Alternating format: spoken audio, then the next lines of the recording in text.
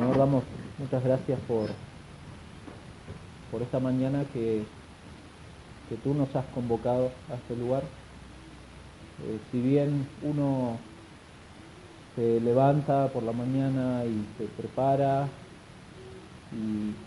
y hacemos todas las cosas que hacemos durante la mañana, en definitiva eres tú quien nos mueve a poder venir aquí y es tu voluntad que hoy estemos aquí. Señor, gracias porque en tu misericordia has cuidado de nosotros en la noche y hoy nos traes en esta mañana a reunirnos de nuevo como iglesia, Señor. Gracias porque todas esas cosas, Señor, caen en el mismo punto clave que es para nosotros como iglesia, como cristianos, y es la muerte de nuestro Señor Jesucristo. Es por causa de su sacrificio, es por causa de lo que Él ha hecho por tu iglesia, Señor, que hoy podemos venir a adorarle y podemos venir a abrir tu palabra y tenemos el gozo de poder hacerlo y la certeza de que es por medio de tu palabra que tú aconsejas a tu iglesia, la santificas, Señor, la haces crecer y, Señor, también tenemos la certeza de que es por medio de tu palabra que viene la fe que necesitan los pecadores para volverse a la cruz, Señor. Rogamos también eso, que tú obres salvación, como oraba Nico recién, tú obres salvación en aquellos corazones que aún no te conocen, Señor. Acompáñanos en esta hora, cuida nuestras mentes, nuestros corazones, edifica a tu iglesia por medio de tu palabra. Te lo pedimos en el nombre del Señor Jesucristo.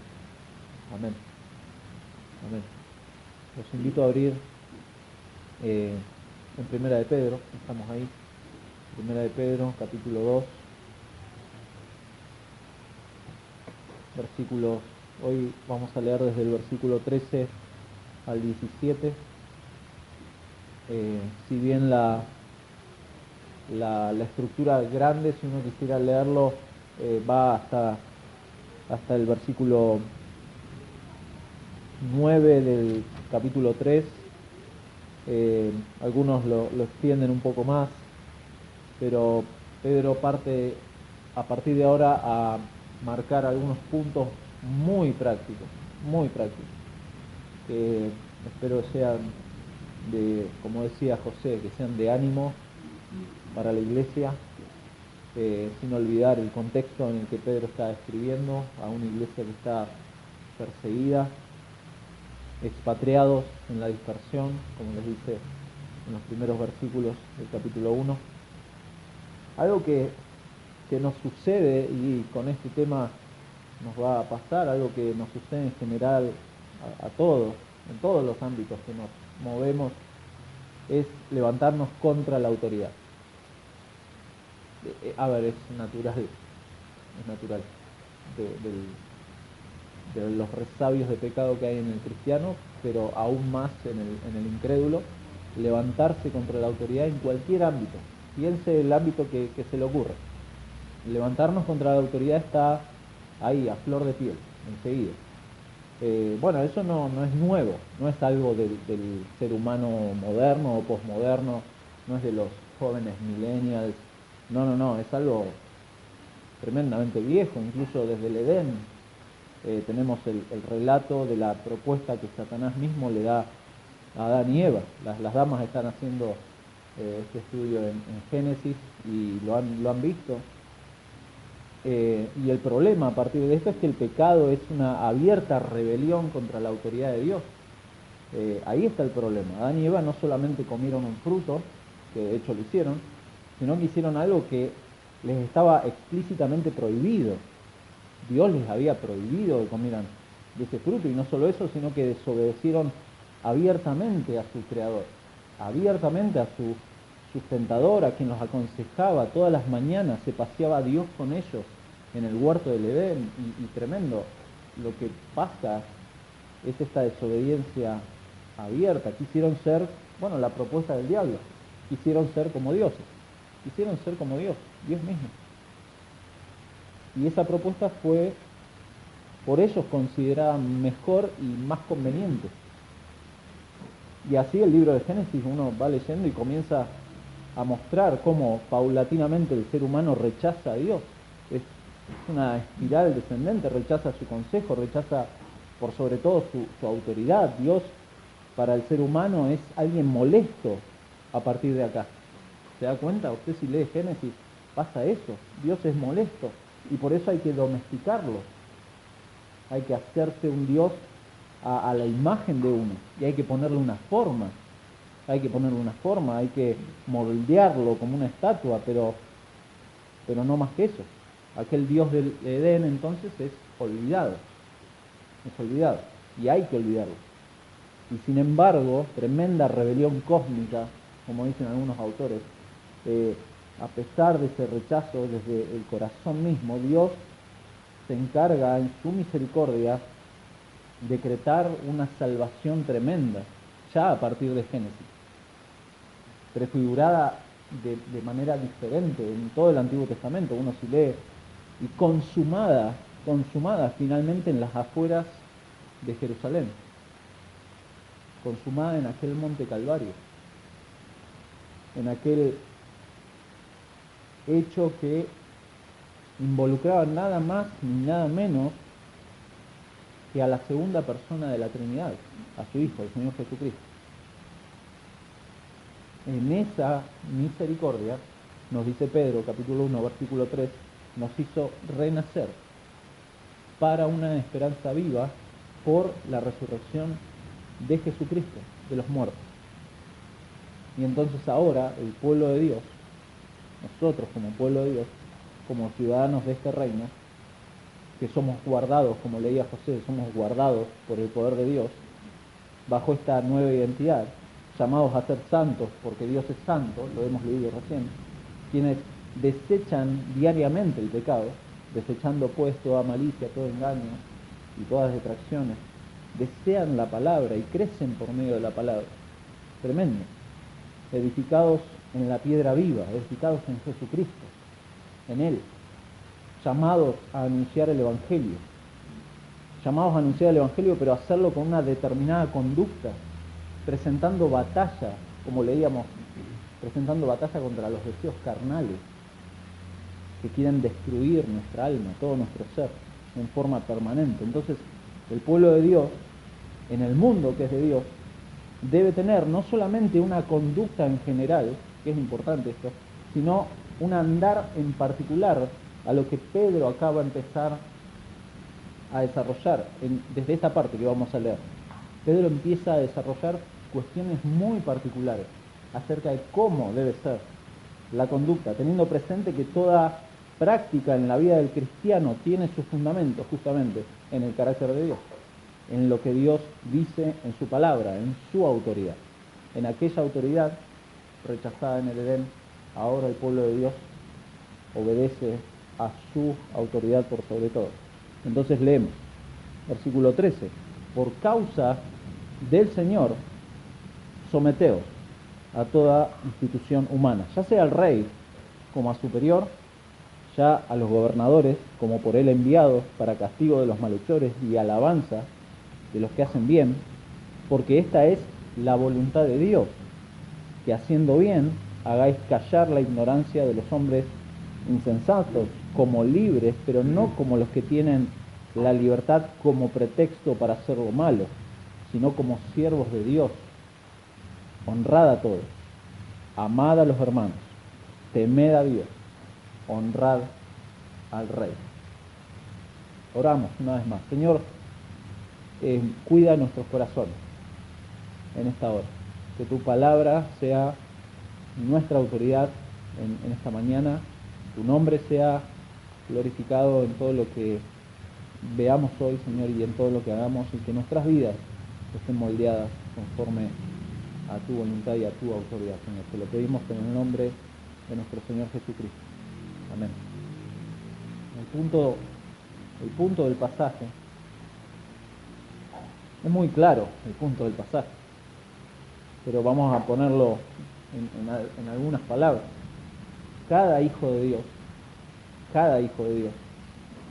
por causa de la identidad, esta que venimos hablando estos últimos domingos, por causa de su identidad, y de quien ahora es Señor de su vida, debe buscar cumplir la voluntad de Dios en cada área de su vida, en cada área de mi vida, y en especial en lo referido a esto, a la autoridad, entendiendo que uno es siervo del Señor y que bajo esa condición de siervo, reflejo mi identidad y represento a Cristo en este mundo. Son muchas palabras para el punto del pasaje. ¿Quiere ponerlo en pocas palabras? En pocas palabras, usted es un ciudadano del reino. En pocas palabras, usted es un ciudadano del reino. Usted, mi hermano, si Dios ha abierto sus ojos al Evangelio, lo ha rescatado de su vana manera de vivir y lo ha hecho renacer para esta esperanza viva en Cristo, usted es un ciudadano del reino. Usted es un ciudadano del reino, pero como extranjero y como peregrino en este mundo, debe manejarse con sumo cuidado delante del Señor. Ese es el punto del pasaje. Y rápidamente vamos a ver que hay, en primer lugar, un mandato y un motivo para este mandato. Hay un mandato. Dice, por causa del Señor, someteos. Por causa del Señor. Uno se pregunta, bueno, ¿cómo cumplo la voluntad de Dios con respecto a las autoridades seculares, ¿no? Como dijimos al principio, esto enseguida provoca en nosotros como cierto rechazo. ¿Cómo me someto a las autoridades, a mis autoridades en el área en que se mueva, mi hermano? ¿Cómo me someto? Enseguida levantamos la guardia, nos negamos. Uno piensa y piense por un momento y considere en su corazón, mi hermano, en qué medida no solamente nos sujetamos a nuestras autoridades en todas las áreas de nuestra vida, sino también en qué medida procuro la paz de ellos. La paz de ellos. Oro por sus vidas. Oro por sus almas. Piense por un momento qué autoridades hay en nuestra vida, en la diaria, o uno lo puede llevar un poco más allá. Piense en nuestros gobernantes, sea del color que sea no vamos a hacer política acá, pero usted ora por ellos, procura la paz de ellos, ora por sus almas para que el Evangelio. Mire por un segundo el consejo de Jeremías. Jeremías capítulo 29. Vamos a Jeremías, profeta que justamente le escribe a un pueblo en el exilio también. En el exilio. Y justamente el capítulo 29, todo el capítulo 29, es una carta que Jeremías le envía al pueblo en Babilonia, a quienes fueron transportados a Babilonia como parte de la disciplina que el Señor estaba haciendo sobre su pueblo. Y Jeremías 29, versículo 1 dice, estas son las palabras de la carta que el profeta Jeremías envió de Jerusalén a los ancianos que habían quedado de los que fueron transportados, y a los sacerdotes y profetas, y a todo el pueblo que Nabucodonosor llevó cautivo de Jerusalén a Babilonia. Esa es la carta, versículo 4. Así ha dicho Jehová de los ejércitos, Dios de Israel, a todos los de la cautividad que hice transportar de Jerusalén a Babilonia, que hice transportar, Dios los envió a ese lugar. Edificad casas y habitadlas, y plantad huertos, y comed del fruto de ellos, casaos y engendrad hijos e hijas, dad mujeres a vuestros hijos y dad maridos a vuestras hijas, para que tengan hijos e hijas, y multiplicaos ahí, y no os disminuyáis. Y procurad la paz de la ciudad a la cual os hice transportar, y rogad por ella a Jehová, porque en su paz tendréis vosotros paz. En su paz tendréis vosotros paz. Acá en Primera de Pedro el mandato, bien claro, es a someterse. Y es importante considerar este mandato de someterse en el contexto que Pedro está escribiendo a estos hermanos. Estos hermanos están sufriendo por causa de ser cristianos están expatriados en diferentes ciudades de Asia Menor, en medio de un imperio, el imperio romano, que evidentemente era contrario al cristianismo. Entonces, estos hermanos, estos cristianos están en una situación muy similar a la que tenían estos judíos en Babilonia. Entonces Pedro le dice, por causa del Señor, someteos, sujetarse a estar bajo autoridad de. Pedro usa esta idea incluso a lo largo de toda la estructura de la carta. Es muy interesante porque es la idea que gira en torno a otra credencial que tenemos como cristianos, que es el someternos a la autoridad. Los extranjeros y los peregrinos también se sujetan a las normas y a las autoridades del lugar de donde están pasando. ¿Se da cuenta? Pedro se los ha dicho, ustedes os ruego como extranjeros y peregrinos. Viene trayendo esa idea Pedro, que os abstengáis de los deseos carnales, versículo 12, que mantengan vuestra buena manera de vivir entre los gentiles, versículo 13, por causa del Señor, someteos. Viene trayendo esa idea. No es que se descolgó Pedro acá y dijo, bueno, vamos a hablar de los gobernantes. No. Viene trayendo esta idea de que son peregrinos y extranjeros y entonces se sujetan, se someten. Siempre y cuando dichas autoridades no estén obligándonos a hacer algo que va en contra de Dios, obviamente. Algo que va en contra de Dios. U obligando a dejar de hacer algo que Dios sí ordena. Las dos cosas, lo positivo y lo negativo. Que nos inviten a hacer algo que va en contra de Dios, o que nos inviten a dejar de hacer algo que Dios sí lo manda. Es importante. Es importante. Proverbios 24, 21 y 22 dice, teme a Jehová, hijo mío, y al rey. No te entremetas con los veleidosos, porque su quebrantamiento vendrá de repente, y el quebrantamiento de ambos, ¿quién lo comprende? Importante. ¿Por qué? Porque no hay lugar para estos veleidosos, para estos que buscan problemas, personas que están en contra de sus gobiernos. ¿Se ha cruzado con gente así? Veleidosa. Hay mucho de eso. Mi hermano, sea cual sea el gobierno de turno, sea cual sea, no importa el actual o el anterior, sea cual sea el gobierno de turno, por causa del Señor nos sometemos y consideramos seriamente nuestra conducta y nuestro andar en este mundo. Fíjese, casi una década antes de esta carta de Pedro, es Pablo el que escribe y dice prácticamente lo mismo. En Romanos capítulo 13, versículo 1, dice, sométase, la misma palabra, sométase toda persona a las autoridades superiores, porque no hay autoridad sino de parte de Dios, y las que hay por Dios han sido establecidas. De modo que quien se opone a la autoridad, a lo establecido por Dios, resiste. Y los que resisten, los veleidosos, acarrean condenación para sí mismos, porque los magistrados no están para infundir temor al que hace el bien, sino al malo. ¿Quieres pues no temer la autoridad? Haz lo bueno, y tendrás alabanza de ella, porque es servidor de Dios para tu bien. Pero si haces lo malo, teme, porque no en vano lleva la espada, pues es servidor de Dios, vengador, para castigar al que hace lo malo. Bueno, ahora usted me dirá, mi hermano Germán, bueno, no vemos que sea así. No vemos que... Bueno, pero eso no es su prerrogativa, ni la mía. La prerrogativa de Dios es vengar eso. De Él es la justicia, la verdadera justicia. Pero no está en mi prerrogativa ponerme en juez o en sumarme a los veleidosos. No están.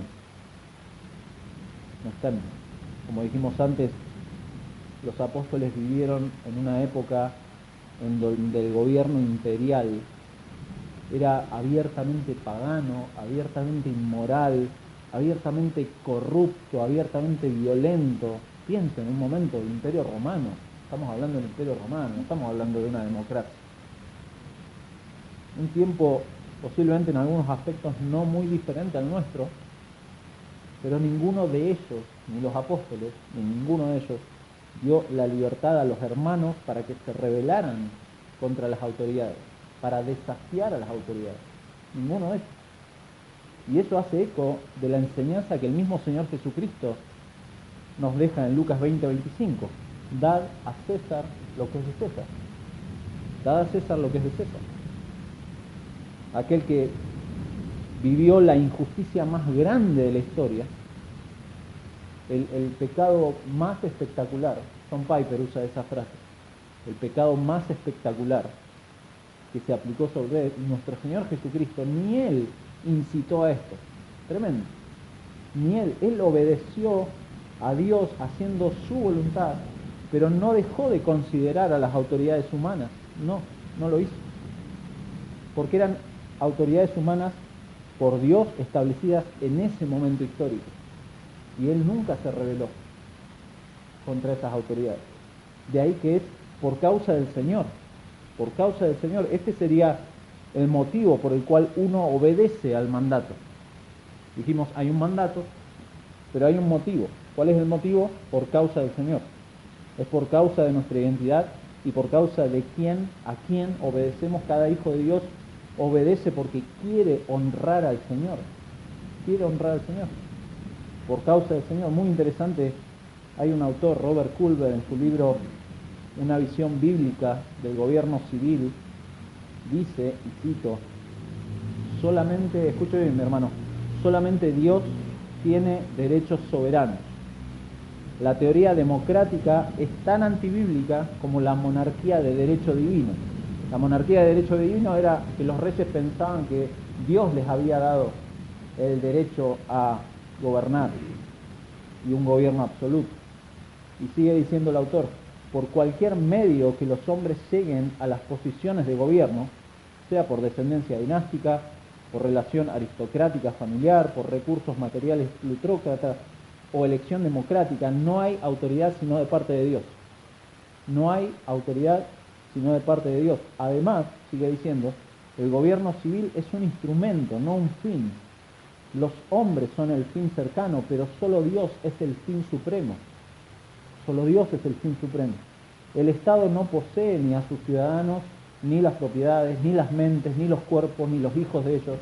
Todos pertenecen a su Creador. Todo eso pertenece al Creador, a nuestro Dios, quien nunca ha entregado al Estado derechos de dominio eminente. Nunca. Dios no hace eso. Si es un medio, si Dios lo permite, pero Dios nunca ha entregado derechos de dominio eminente que son solamente de Dios. Dios es, como dijo al principio, Dios solamente tiene derechos soberanos. Y esto es importante a la luz del contexto de Primera de Pedro, quien ya ha exhortado a estos hermanos a mantener buena vuestra manera de vivir entre los gentiles. Mantengan buena vuestra... ¿Para qué? Para que estos glorifiquen a Dios en el día de la visitación. ¿Se da cuenta cómo está todo conectado? Pero si no batallo contra los deseos carnales que tengo y me sumo a la forma en que los incrédulos tratan a sus gobiernos, bueno, hay un problema. Dios no es glorificado.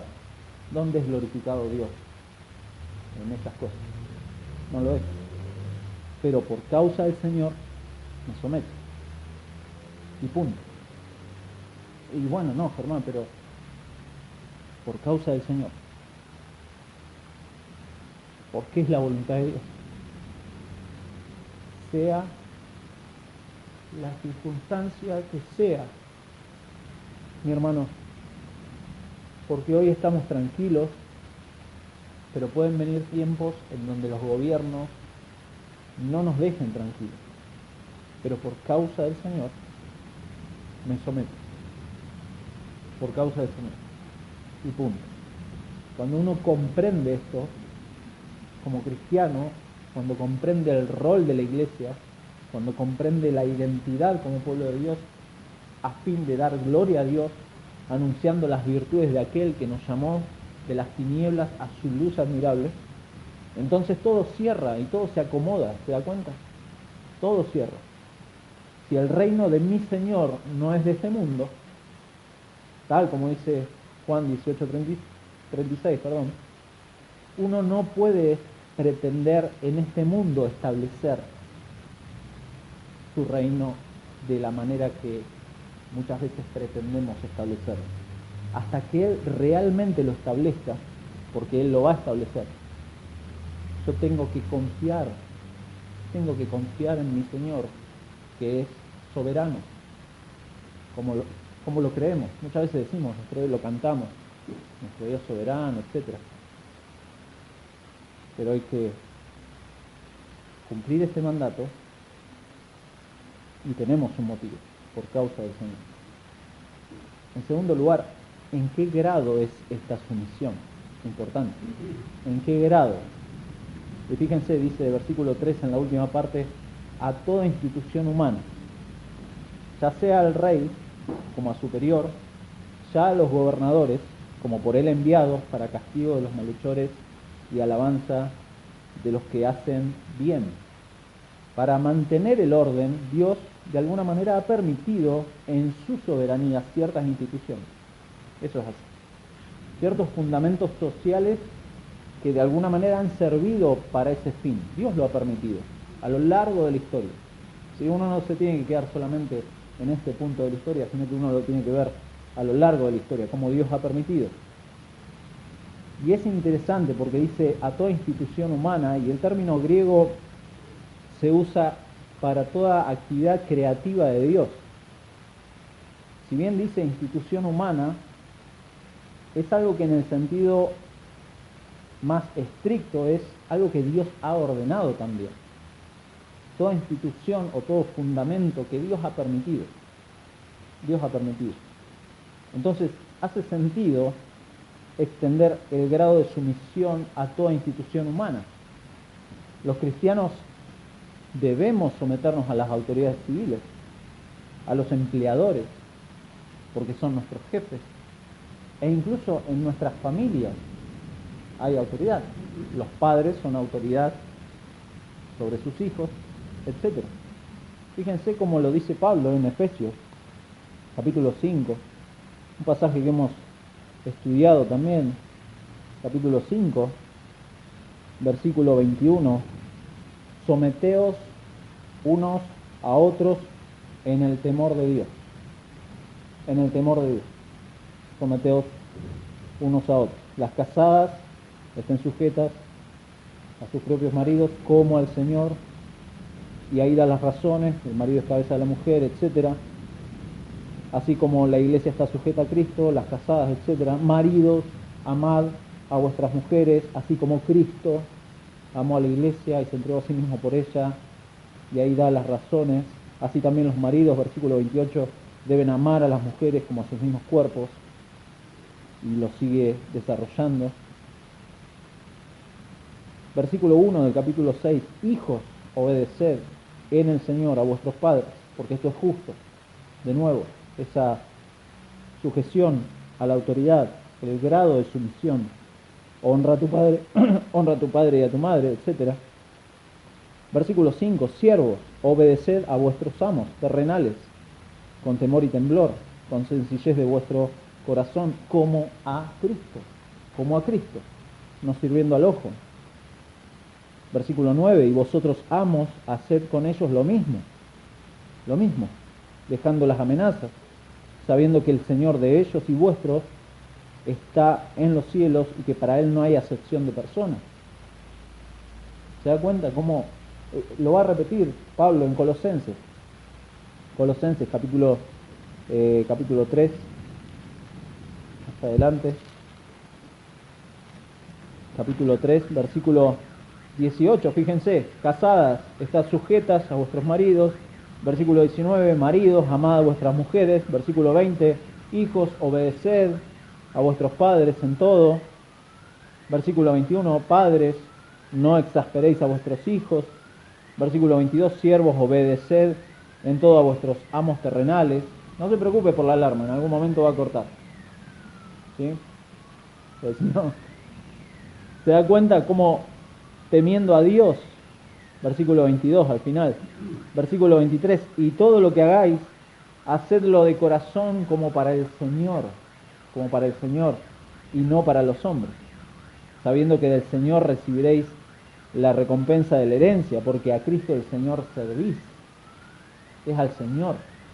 O sea, el grado de sumisión es a toda institución humana, y toda institución humana, como lo va a decir Pedro, está en cada área de la vida. No solamente a los gobiernos, está hablando de cada área, porque después, versículo 18, va a empezar a decir, criados, estad sujetos. Criados, estad sujetos. Más adelante va a decir, asimismo vosotras mujeres. O sea, está hablando de lo mismo, de la sujeción.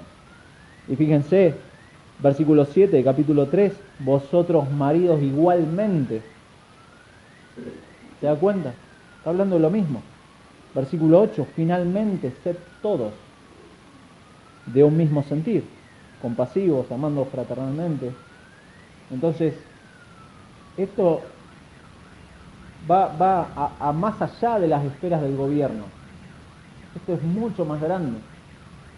Obviamente esto no excluye a autoridades que tomen malas decisiones, no las excluye, no pierden el respeto que uno tiene que darle, no pierden eso.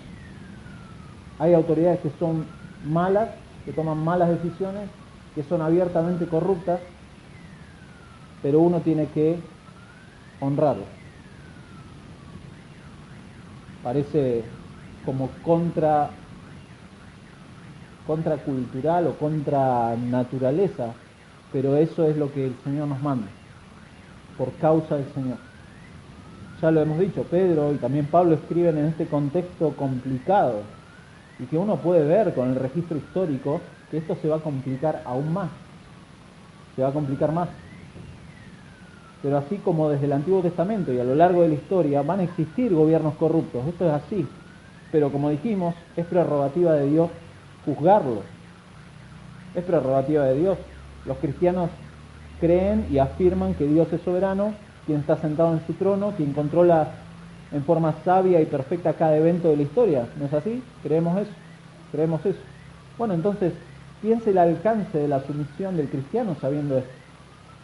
Confiando en la soberanía de Dios, piense en el alcance de esto. Y de esta forma Pedro va a desglosar los niveles de autoridad, ¿sí? Ya sea el rey como superior, ya los gobernadores por el enviado. El rey es el mismo emperador en esta época, es el mismo emperador, y según la fecha que uno le ponga a la carta, los estudiosos tratan de pensar en la fecha, y algunos consideran que es Claudio el emperador, otros consideran que es Nerón, el mismo Nerón, el emperador, y los gobernadores por él enviados, lo cual uno puede leerlo en el sentido de que son enviados por el emperador o que Dios mismo ha puesto en esos lugares. Interesante. Fíjense, en Romanos 13 se usa la misma palabra y son regentes de una determinada ciudad con una autoridad delegada por Roma. Roma les ha delegado esta autoridad, los ha designado para castigo de los malhechores y aprobación de quien hace el bien. Y fíjense un ejemplo de esto, porque hay veces necesitamos ejemplos muy, muy claros, y en Mateo hay un ejemplo de esto, en Mateo capítulo 26,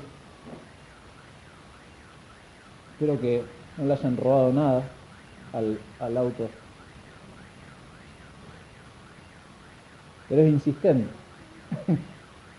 Mateo 26, versículo 50, estamos en el contexto en donde Jesús es arrestado. Judas ya besó al Señor y ya lo entregó.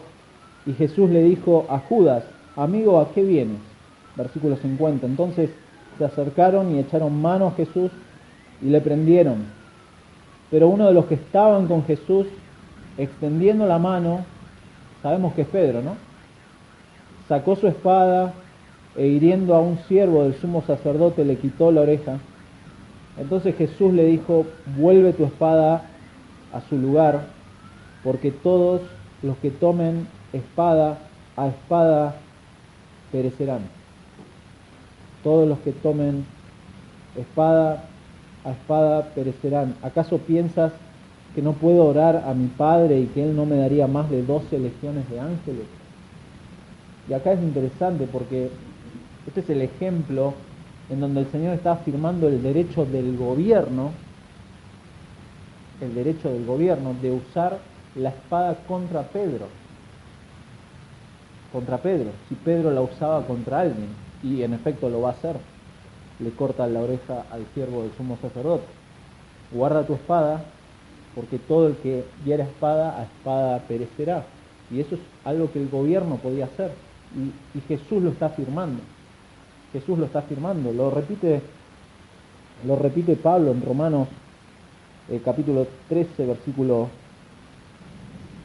4, porque es servidor de Dios para tu bien, pero si haces lo malo, lo que estaba haciendo Pedro, teme, porque no en vano lleva la espada, pues es servidor de Dios, vengador para castigar al que hace lo malo. Por lo tanto, no es correcta la justicia por mano propia.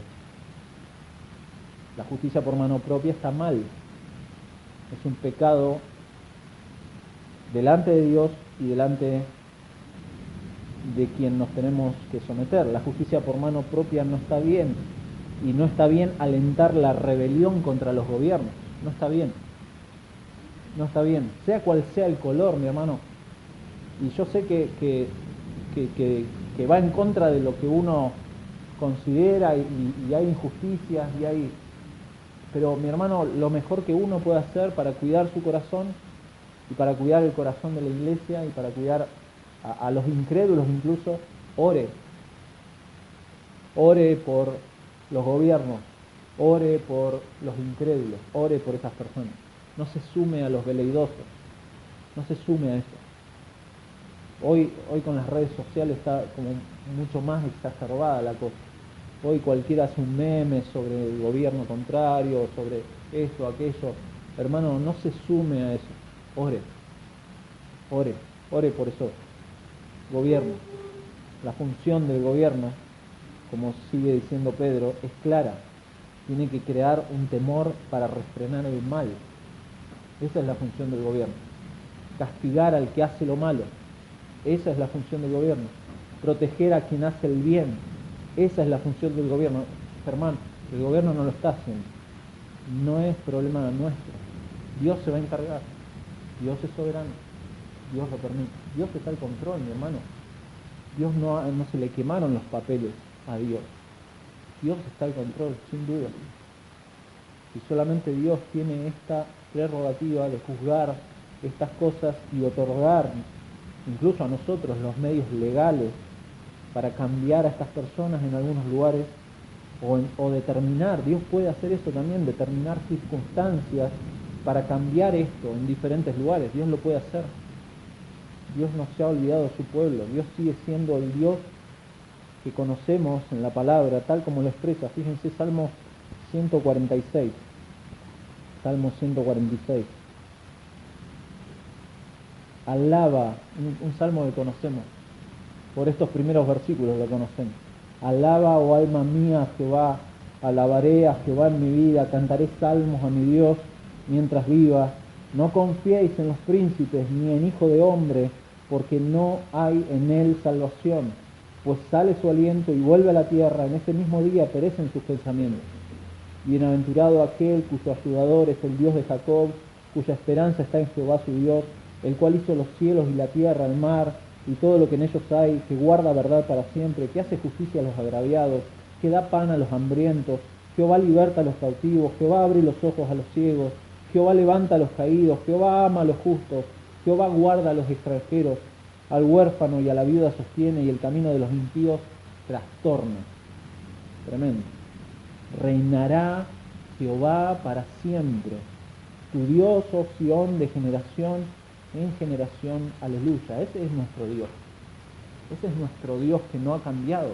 Tremendo. Dios no ha cambiado. Dios no ha cambiado. Y Dios nos manda por causa del Señor a someternos, porque esta es su voluntad. Y ahí está la razón y la actitud de uno. Ese es otro punto.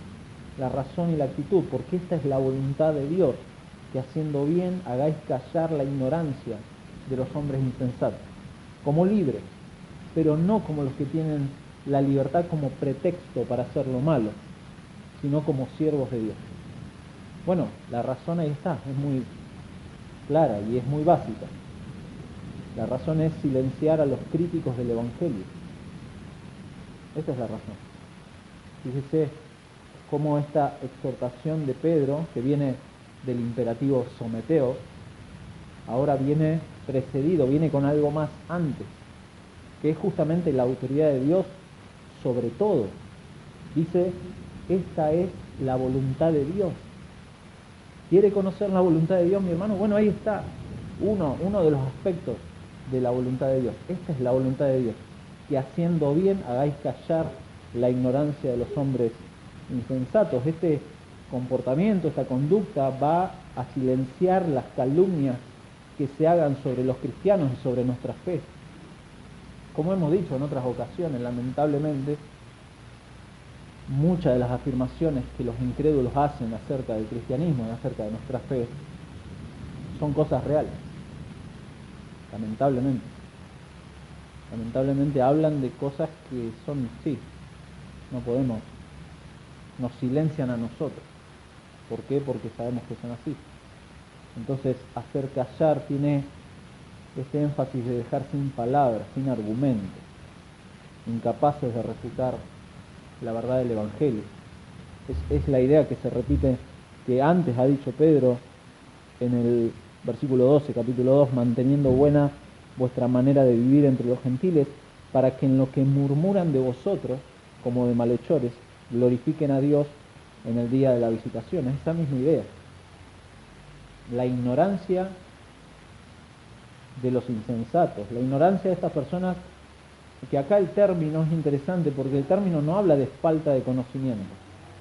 No está diciendo, bueno, esta gente pobre no conoce a Dios, tiene falta de conocimiento, no.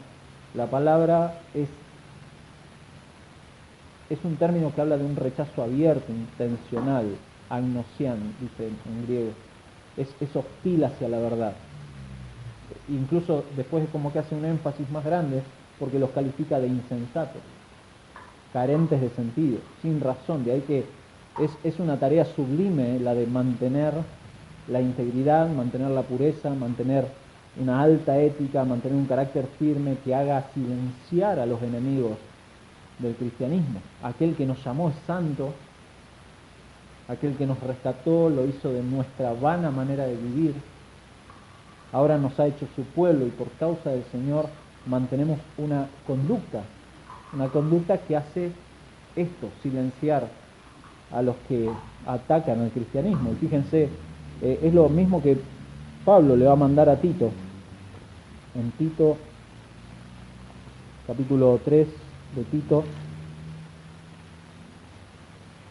Es un encargo que Pablo le hace a un futuro anciano en este lugar, en Creta, versículo 1 del capítulo 3, recuérdales a los hermanos de la iglesia, a todos, recuérdales que se sujeten a los gobernantes y autoridades, que obedezcan, que estén dispuestos a toda buena obra, que a nadie difamen, que no sean pendencieros o veleidosos, como habíamos leído en Proverbios, sino amables, mostrando toda mansedumbre para con todos los hombres. ¿Por qué? Porque nosotros también éramos en otro tiempo insensatos, rebeldes, extraviados, esclavos de concupiscencias y deleites diversos, viviendo en malicia y envidia, aborrecibles y aborreciéndonos unos a otros. Ahora ya no. En otro tiempo éramos así, ahora no. Ya no. Y a muchos les gusta esta idea. Es muy interesante porque uno escucha, hacer silenciar a estos ignorantes insensatos. Y a uno le gusta y se envalentona y dice, bueno, vamos. Pero fíjese cómo hay algo interesante antes de eso. Haciendo el bien. Haciendo el bien. haciendo el bien. Pedro lo usa, esta expresión la usa 2 veces más. Fíjense, versículo 20, de ahí mismo, del capítulo 2. Pues qué gloria es si pecando sois abofeteados y lo soportáis. Mas si haciendo lo bueno sufrís y lo soportáis, esto ciertamente es aprobado delante de Dios. Y más adelante, cuando habla a las mujeres, versículo 6 dice, como Sara obedecía a Abraham, llamándole Señor, de lo cual vosotras habéis venido a ser hijas, si hacéis el bien, sin temer ninguna amenaza.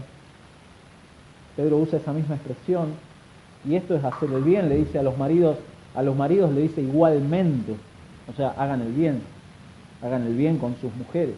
Luego, versículo 8, dice, sed todos de un mismo sentir, o sea, haciendo el bien, hagan el bien. Todos delante de Dios deben tener esta actitud, eso es lo que está diciendo Pedro. Y es muy interesante, Juan, el apóstol Juan, usa esta frase también en 3 de Juan, versículo 11, se los leo, no los busquen. Amado, no imites lo malo, sino lo bueno. No imites lo malo, sino lo bueno. El que hace lo bueno, es muy tajante Juan, el que hace lo bueno es de Dios, pero el que hace lo malo no ha visto a Dios. El incrédulo puede hacer cosas buenas, claro que sí, de hecho hace muchas cosas buenas, para su propia vanagloria, para su egocentrismo o por pura filantropía, por amor a la humanidad. El incrédulo hace cosas buenas, pero el pueblo de Dios, por causa del Señor, haciendo su voluntad y por este amor que ha derramado en nuestros corazones, tenemos razones suficientes para hacer lo bueno y para tener esta actitud en cada área de nuestra vida. Razones suficientes, sobran las razones. Y esta exhortación de Pedro de someterse no es una invitación a bueno, vuélvanse esclavos del gobierno de turno. No es eso. De hecho va a decir, fíjense versículo 16, como libres, pero no como los que tienen la libertad como pretexto para hacer lo malo, sino como siervos de Dios. Como libres, somos libres en Cristo, pero fíjense, un comentarista dice acerca de la libertad cristiana, la conexión de la libertad con la virtud estaba bien establecida en la antigüedad. En la antigüedad la libertad era una virtud, era algo que se deseaba. Pero la libertad cristiana no se basa en la huida del servicio, sino en el cambio de amo. ¿Se da cuenta? Nuestra libertad es un cambio de amo. Hemos pasado de ser esclavos del pecado a ser esclavos por amor del Señor, y ese es el cambio de amo. Sigue diciendo, al estar libres del pecado, son por tanto libres de elegir vivir de una manera que honre al Dios al que sirven ante los ojos de una sociedad pagana con la que no tienen ninguna obligación similar. Ya no somos esclavos del pecado. Juan Calvino dice, la vida cristiana es una servidumbre libre y una libertad de servicio. Una servidumbre, soy libre para servir genuinamente por amor del Señor, por causa del Señor, porque es la voluntad del Señor. Es lo que Pedro ya nos ha dicho, ¿no? Sabiendo que fuisteis rescatados de vuestra vana manera de vivir, la cual recibisteis de vuestros padres, no con cosas corruptibles como oro o plata, sino con la sangre preciosa de Cristo, como un cordero sin mancha y sin contaminación.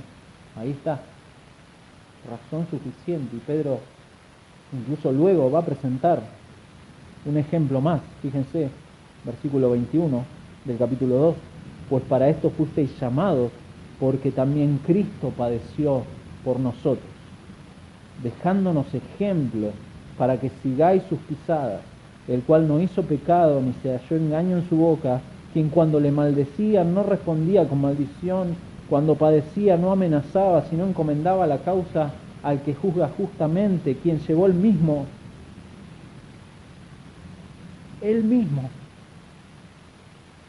nuestros pecados en su cuerpo sobre el madero, para que nosotros, estando muertos a los pecados, vivamos a la justicia, el cambio de amo. Ahí está, el cambio de amo. Y por cuya herida fuisteis sanados, porque vosotros erais como ovejas descarriadas, pero ahora habéis vuelto al pastor y obispo de vuestras almas. Ahí está nuestra autoridad, ahí está nuestro amo, ahí está el ejemplo a seguir. Y finalmente, la aplicación de esta sumisión. ¿De qué manera se aplica? Bueno, Pedro es muy claro y muestra 4 imperativos muy claros. Honrad a todos, amad a los hermanos, temed a Dios, honrad al rey. Ahí se aplica. La expresión, bueno, ha dado trabajo a más de un comentarista y no vamos... Es realmente enriquecedor leer acerca de todas las posiciones acerca de estas frases. Honrad a todos, amad a los hermanos, temed a Dios, honrad al rey. Pero no vamos a dar vueltas, es algo muy técnico acerca de la sintaxis griega, la gramática y etcétera. Es complejo, es hermoso, pero algunos no vamos a dar el tiempo. Pero todos, y esto sí es hermoso, todos coinciden en el punto claro que tiene este versículo, la idea central de la exhortación, que es muy clara. Los cristianos deben vivir bien, dando a cada tipo de relación lo que le corresponde. A cada tipo de relación el cristiano debe darle lo que le corresponde. Incluso son instrucciones generales sobre las relaciones que arman como el contexto inmediato de lo que va a seguir. Los siervos, las esposas, los maridos, todos. Son instituciones creadas por Dios para un determinado orden. Y Pedro está haciendo como el marco de referencia. Todos merecen el respeto por el hecho de que todos han sido obviamente creados a imagen de Dios y son dignos de ser honrados, de ser respetados. De ahí que el cristiano de ninguna manera se puede sumar a discriminar a alguien. Nada de eso. Bajo ningún concepto uno puede, sea creyente o no sea creyente, uno no puede discriminar. Pero el respeto de todos los individuos no es lo mismo, y escuche bien mi hermano, no es lo mismo que tolerar todo tipo de conducta. Eso es diferente.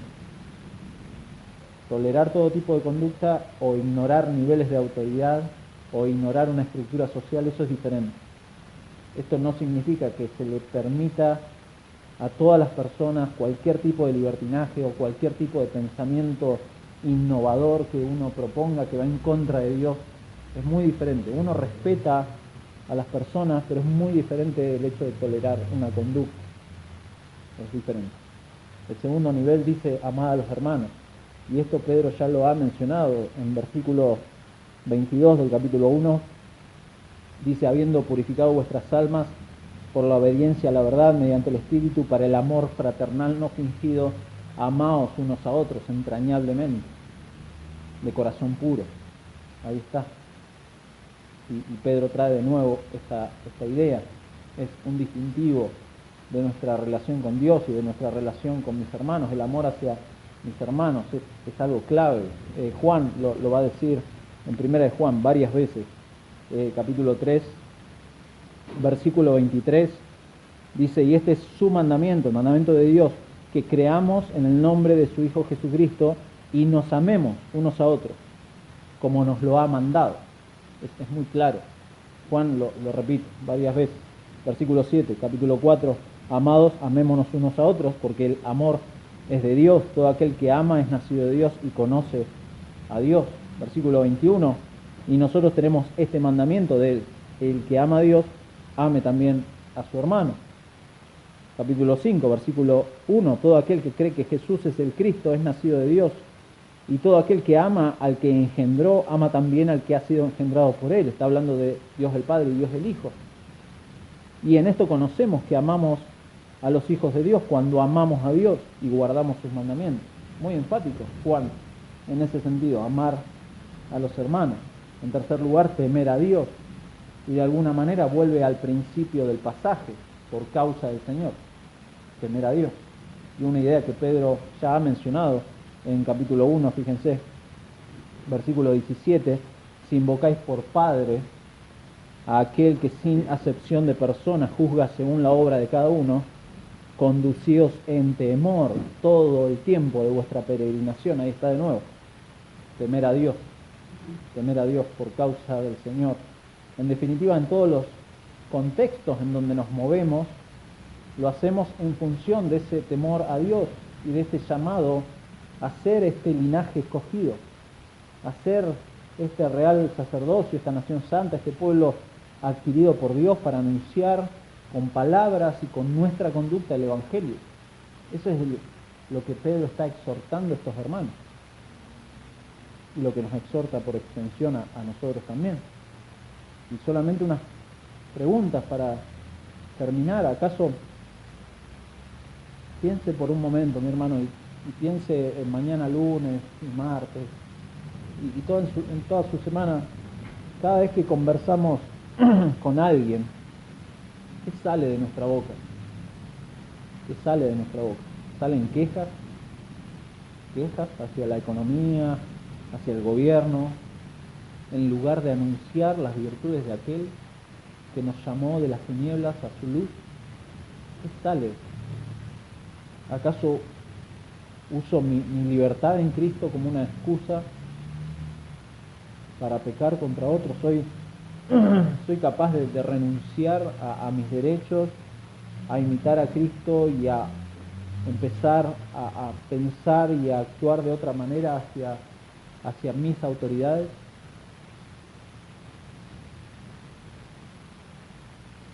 Es la santidad a la que somos llamados, ser santos porque el que nos llamó es santo. Es esa santidad la que se refleja en la relación con mis autoridades. Piense, seguramente tiene autoridades sobre usted. En su trabajo, en el colegio, los chicos tienen autoridades, los maestros, los profesores, maestros, directivos son autoridades. ¿Cómo se manejan? ¿Cómo respeta usted a los policías, por ejemplo? ¿Lo han parado? ¿Lo han parado en la ruta y le piden papeles? ¿Cuál es lo que reacciona en nuestro corazón? Ya me paró esto. Es eso. ¿Cómo? Respételo porque es un servidor y es autoridad. Respete a sus autoridades en el ámbito que se mueve, porque de esa manera Cristo también es anunciado por medio de su vida. Respete a sus autoridades, ore por sus autoridades, predíquele el Evangelio a sus autoridades, por causa del Señor, porque es la voluntad de Dios, porque somos siervos, esclavos de nuestro Dios, porque nos movemos en el temor del Señor en este tiempo, corto tiempo de nuestra peregrinación. Es corto el tiempo. Y somos extranjeros y peregrinos, y por causa de eso, mi hermano, hacemos nuestra esta exhortación de Pedro: por causa del Señor, someteos a toda institución humana. Vamos a orar. Señor, gracias por tu palabra y por estas verdades tan claras y diarias que muchas veces se nos escapan, Señor. Perdona nuestro pecado de no sumisión, Señor. Enseguida, Padre, salta nuestra justicia y salta la rebeldía hacia las autoridades, y entendemos que es algo que es parte de los resabios de pecado que arrastramos desde el Edén, Señor. Nos rebelamos contra ti, Señor, cuando estamos en esa actitud, Padre. Ayúdanos a considerar estas verdades a la luz del Evangelio, para que sea el Evangelio el que sea glorificado, que los incrédulos vean nuestra buena manera de vivir en este peregrinar y ellos glorifiquen tu nombre, Señor. Perdona nuestras vidas si hemos sido de tropiezo, si hemos sido causa de que otros pequen contra las autoridades, sea en el ámbito que sea, Señor. Y ayúdanos a reflejar el carácter de Cristo, forma en nosotros la imagen de Cristo, Señor, para que cada día podamos disfrutar de ver la salvación tuya en otros, Señor, por medio de nuestras palabras, por medio de nuestra conducta, Señor, sabiendo de que Estamos en este corto tiempo en un peregrinar, sabiendo que somos guardados por tu poder, sabiendo que tenemos una esperanza viva y una herencia incorruptible, incontaminada, inmarcesible, que está reservada para tu pueblo, Señor, y mientras esperamos tu regreso, Señor, ayúdanos a ser ciudadanos del reino que se comportan en este mundo, que es tu mundo, Señor. Un día vas a establecer justicia, vas a establecer tu reino definitivamente, y hasta ese tiempo, Padre, ayúdanos a mostrar el Evangelio también con nuestras vidas. Señor, te lo rogamos en el nombre de Jesús. Amén. Amén.